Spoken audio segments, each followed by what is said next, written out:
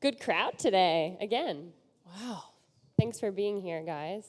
Thank you for having us. Thank you. So, congratulations on Tribeca, of course. It's premiering tonight, Meadowland. Tell me about the process of getting this film made. The script came to me a few years ago. A producer that I had worked with, Matt Tauber, just thought, hey, he was like, I think you should think about directing something, and he sent me a few scripts. This was the last one, and when I read it, I just knew there were some scenes in it I really connected with. And, following that, I worked for a little while with the writer to sort of hone in on these two main characters played by Olivia and Luke Wilson, and really make it focus on the couple and, also just on what she's going through throughout the movie. And when, we got to a certain point in that process, Matt started sending the script out to different agencies, and I think somehow Olivia's agent got a hold of the script, and it was awesome because, we got some interest. Stole it from Helen Mirren's doorstep. It was great. I got a call from directly from Olivia's agent, actually asking if I would meet with her, and I was like, yeah, sure, that's amazing. And we met, and for 3 hours in the Bowery Hotel, couldn't stop talking about it, and I just got such an amazing feeling from her passion for the story, and her passion just to want to make people feel something, and that's what I want to do. And I just thought she's the right person, the right partner for this. And once we got Olivia, things got a little bit easier, but still making a female-driven dark drama with a first-time female director is actually not the easiest thing to get financed. So what drew you to the role when you read the script? Why did you want to do it? Well, the script is just ridiculously good. It's so complex and such an unusual take on this story, which is this mysterious and thrilling and really unpredictable story about people grieving, but in wild ways, because grief drives you crazy. And I was interested in that story. Reed is a very accomplished cinematographer and very well known in that field, and I knew that, and I had seen her films like Frozen River and Kill Your Darlings, and then Skeleton Twins more recently. But I really wanted to work with someone who had such a vision and a style and a perspective. And then when I sat down and met with her, we just really connected on why this was a story worth telling. And that's what you have to do with every script. Does this story need to be told? That's always my rule. If it doesn't need to be told, don't tell it. But Meadowland needed to be told, and I thought, wow, to be a part of this journey with Reed Morano would be such an honor. And then she allowed me to come on as a producer, and then we were partners, and the rest is history. Yeah, and this is your first time producing, and this is your first time directing. Tell me about that. Did you guys have a lot of chit-chats about being badass women in Hollywood and doing this film together? It's funny because I don't know if the fact that we were women factored in until afterward, and we realized wow, it's pretty awesome that we pulled this off in an environment that's not totally conducive to women getting these projects made. We just worked really well together from the beginning, and I really credit our fellow producers, Margot Hand and Matt Tauber, with providing this environment that was just so supportive of us doing the work we needed to do on set. Reed was not only directing the film, she was also our cinematographer. She was also operating the camera. That's just completely unheard of. And as an actor, it's so exciting. So we were very intensely focused on the work on set, and our fellow producing partners just really allowed us to focus and make a film that I am so proud of. A lot of people don't realize that those cameras and stuff, they're heavy, and you're out there directing and being a DP. Tell me about that experience of doing both. Were you a bit overwhelmed at first? What did I get into, or? It's a good question. I think at the beginning, day one, I think the whole time I knew in my heart, I felt like I could do it, and I really wanted to do it. DPs are my favorite people, so there was that side of me it appealed to me, the idea of working with another DP, and our two heads are better than one, and that sort of thing. But I think there was this need inside me where I really wanted to do this, and, kind of like go big or go home. But I also just felt like it was right for the story emotionally to do both jobs, because it was able to create this really intimate atmosphere that I do think shows up on the screen. And because, everything I'm doing, it's not super planned, and it's coming from what Olivia was doing, like what she would do stuff and I would react off of it with the camera like a character. So it was really important to me that I could be in control of that. And, I think day one when we first started, because, directing was new to me, and I'm, working on so many independent films, you see a lot of directors work, but you don't always know what they say to the actors. So you don't actually know how to direct just by, watching that. And I was a little worried day one in the first few scenes. I was kind of like, is it too late for me to call up my friends to come shoot this? And then, by the end of day one, by the last few scenes of the day, we found this rhythm, and I have a really great, first AD who was helping me get into a rhythm, and my crew was so supportive. And we just found this, okay, we're gonna block, then we're gonna rehearse, and then I'm gonna tell the gaffer and the key group what to do, and my camera operator sets up the camera for me, and then I came in, picked up the camera, and did it, and, it just worked out. You ended up getting incredible actors and actresses in this film. You also have Luke Wilson, Kevin Corrigan, Elizabeth Moss. Yeah, Giovanni amazing, just Ribisi. cameos. I was like, wow, this is a great cast. Tell me about finding everyone and placing them in these roles. Wow. I mean, it was a really fun process casting the film, because the script was so good that people were immediately attracted to it, and then really everyone wanted to work with Reed. And I found that, I actually, my first job ever was a casting assistant. So it brought me back to some of the first lessons I learned in Hollywood, and just about assembling that puzzle, which is such an important part of making a film. And it's really interesting because you see how this puzzle changes shape. You initially have an idea of who's right for a part, and that can really evolve. And, I find that Luke Wilson's performance in this film is revelatory. It's so good. and I really... Reed really loved him from the beginning. She worked with him on Skeleton Twins, and she was so right. He's so awesome. And as you said, the cameos we had from people like Kevin Corrigan, Elizabeth Moss were so awesome. Giovanni Ribisi, as always, is just so killer in this film. And so putting it together was kind of fun, because every time we got a new cast member, we were like, dude! It's a lot of all caps, like, dude, what? But we're very professional.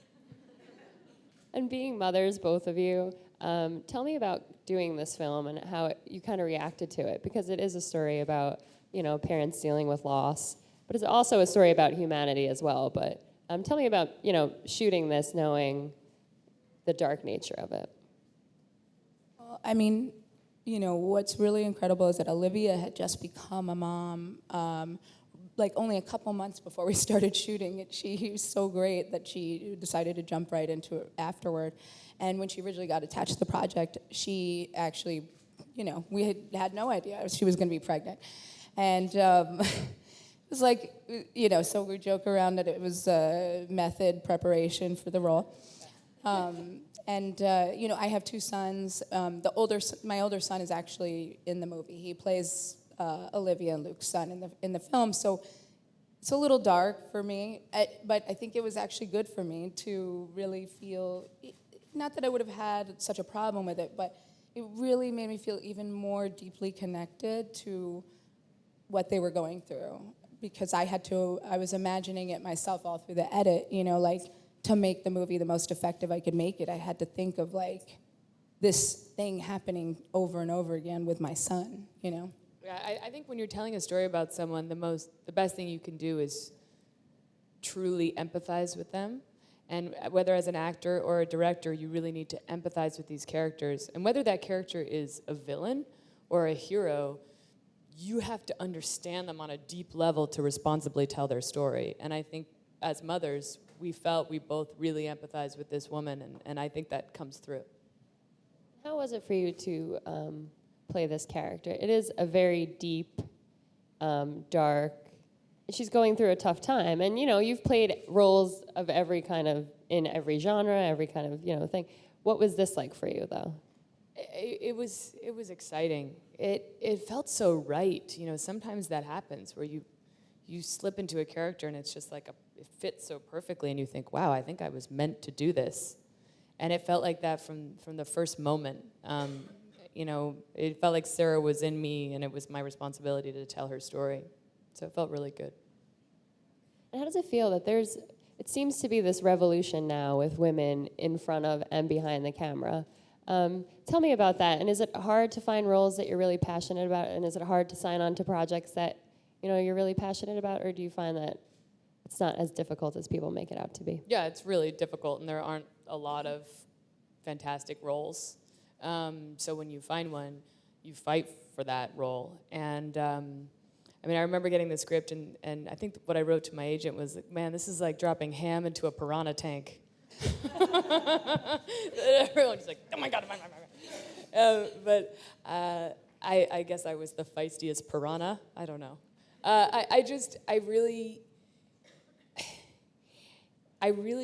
you know, feel that the roles it's starting to come around. It's starting to come around. But, like, you know, I don't think women want to play sidekicks anymore.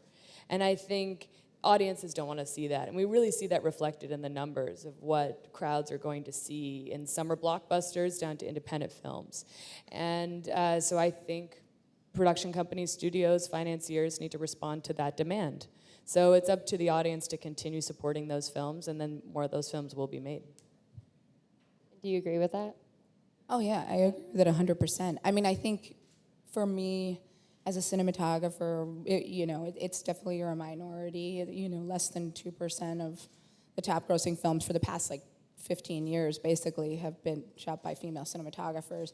So, and I know a lot of them. They are there. They're out there. So people just need to realize, and I think the generation now coming up of filmmakers it's not a weird thing to them to see a female in a role, you know, that used to typically be a boys' club. And so I think it's going to be easier from here on out. It's not going to change overnight, but it's changing. And you know, I've got females in my crew working as electrics and grips, and you know, like lifting really heavy stuff, and nobody bats an eyelash because it's starting to be more accepted now, and that's just the way it is. You know, that's the way it should be. So you've produced. Do you have any interest in directing yourself?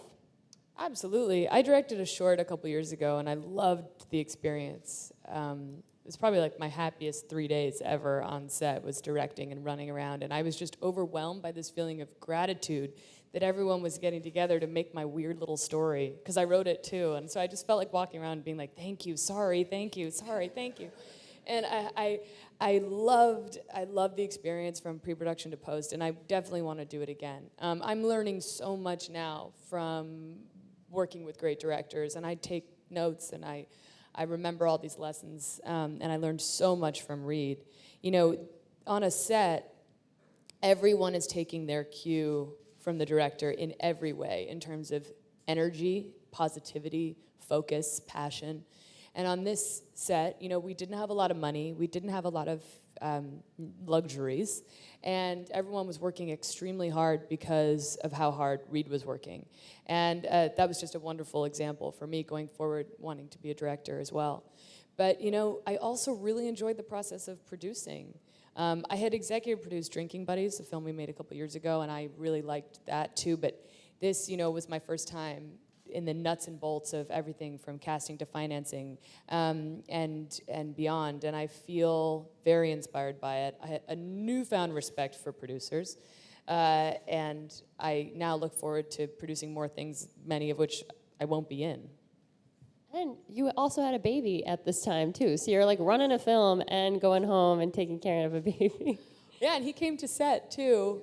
And, you know, that's another thing that was so great about this set is it was a really kind of encouraging, comfortable environment. And I remember when I told Reed I was pregnant, she's like, that's great, you can bring the baby to set. It'll be so fun.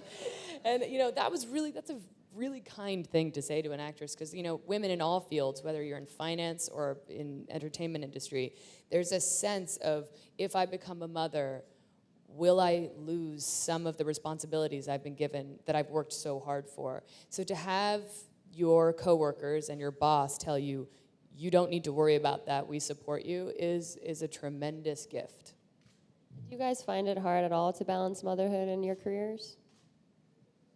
I mean, I think it depends on the type of relationship you're in. And, you know, my husband is also in the industry, and he's super supportive, and it helps because he understands and, you know, helps me make it happen. So I couldn't do it without him. And I think, you know, that combined with what Olivia was talking about of people being supportive of you, wanting you to work, you know, on these things and understanding that you have those other demands at home, that's what makes it possible. And it is possible. I think the thing that stops a lot of women from doing it is the fear that they won't get hired again, you know. It's interesting, though, and we've talked about this, that women are natural, specifically mothers, are multitaskers. I mean, I felt like once I became a mom, I had 8 arms because I was doing so many things at once. And I think that really is a metaphor for how your life becomes. You become very good at juggling. And that is what you need as a director as well, as an actor, as well as a producer on set. So it's interesting because I think the 2 roles actually go really well together. I think it makes sense that there are women who make really fantastic directors or presidents because they're very good at handling a few different crises simultaneously. And it brings this new passion to it, I'm sure, because you're not just doing it for yourself anymore, you're doing it for your family. That's right, yes. Yeah. So what do you hope people, you know, not a lot of people have seen this film, clearly, because it's premiering tonight. What is the message that you want people to walk away with from? I mean, I think I would want people to feel, if they've ever felt, you know, similarly, that they're not, it's okay, it's justified. But additionally, you can get through it. And, you know, it's about surviving and support from others to survive. And, you know, finding a reason to do that. And so I hope people, you know, realize they're not alone. If anyone, you know, has had a similar experience and can find some strength in, you know, Olivia's portrayal of Sarah. Every character kind of deals with their grief in their own way, and I love that about the film. So congratulations. But I do want to open it up to the floor for all these fans out here that want to ask some questions.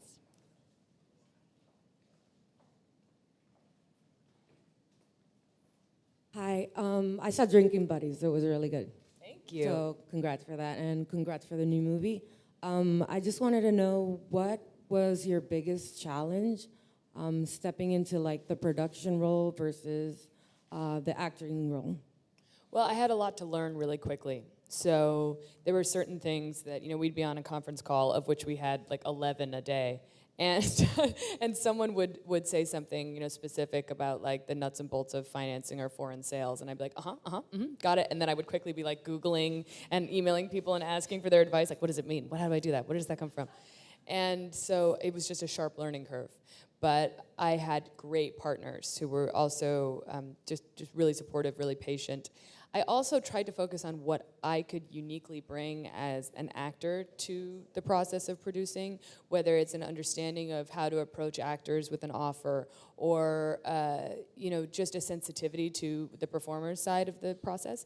And you know, so rather than trying to sort of avoid my, you know, oh, I'm not just an actress, I thought, well, let me embrace that and think, what have I learned in 12 years of acting on sets that I could really bring to this? So a combination of those things. Anyone else out there? Don't be shy.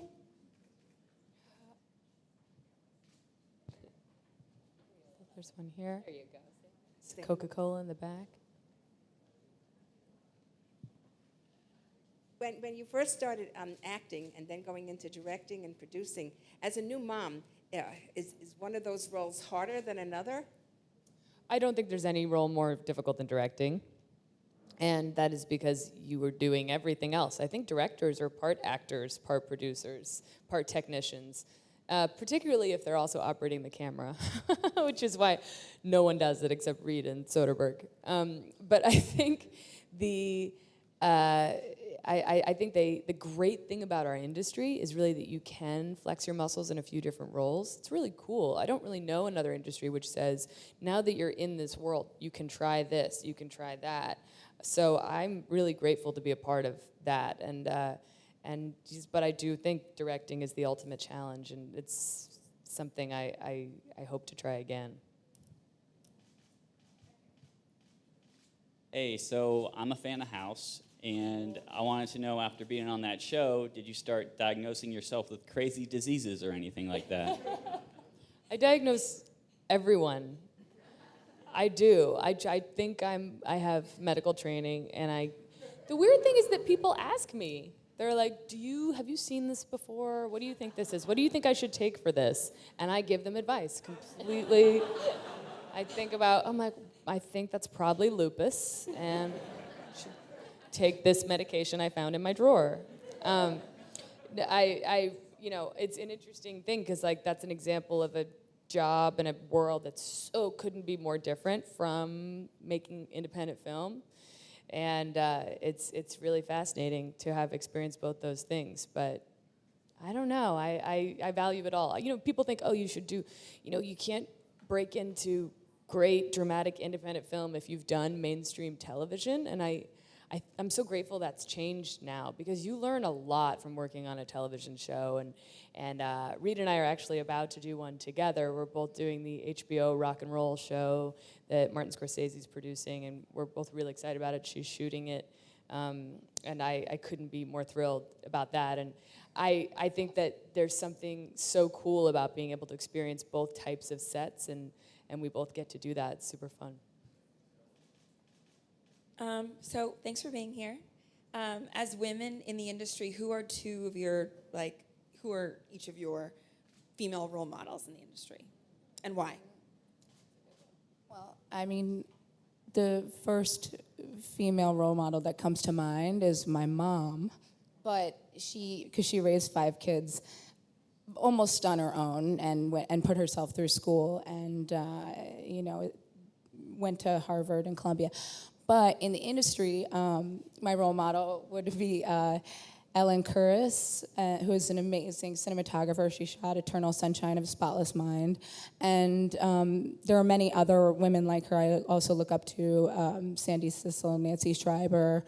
But they are my role models because of, it's just incredible, because that is the ultimate boys club, is, cinematography. And I just think they paved the way for people like me and made it possible for me to do what I do. Yeah, I Reed's mom. I also love. No, I think in terms of within our industry, I think Cate Blanchett does just a brilliant job of being an actress, as well as supporting other actors. She runs a great theater company in Sydney. She takes on all different types of roles. She doesn't seem to be marred by the insanity of the industry, and I just really respect her work. Yes, a lot of Hollywood stars and TV stars have come to Broadway. Have you thought about coming to Broadway? It would be an honor to be on Broadway, and as a New Yorker, I don't think there's any job that sounds nicer than getting up and going to work on stage in New York for New Yorkers. It's every actor's dream, I think, but definitely mine as well. I've worked off Broadway, and it's the hardest job there is. It is the hardest job. 8 shows a week is no joke. And so I've been really looking for the show that would inspire me to give the right amount of energy, the amount of energy it would deserve. And I look forward to that opportunity. I can't wait. We have time for one more question. One of my favorite underrated movies is Drinking Buddies. How was working on that as a lower film and working with your obviously husband? Well, I dragged my husband into that. It's kind of funny. He played a small role in Drinking Buddies, which I tricked him into. The great thing about that film, it was entirely improvised, so you could trick someone into being in a scene. But that was an amazing experience, because we were really run and gun, shooting on the fly, working together very intensely, and it was a really good preparation for Meadowland, actually, because it required a sense of camaraderie and support that was necessary to pull off what we were trying to do. And very different type of challenges in that case, just having no script and really discovering things on the fly and drinking copious amounts of beer. But in this film, we drank a little less beer, but had just a little, but had different types of challenges. But I found that I don't think, if I hadn't done Drinking Buddies, I don't think I would have been able to be as effective as a producer on Meadowland or as an actor, because that movie really loosened me up, and I credit that director, Joe Swanberg, with really setting me free in many ways. And yeah, so absolutely, it was a thank you for liking it. Well, I encourage all of you to go see Meadowland, and it will be playing at the Tribeca Film Festival for the next week and a half. But tonight's the premiere, so congratulations, guys, on your success, and I hope everyone really likes them. Thank you so much for coming. Thank you.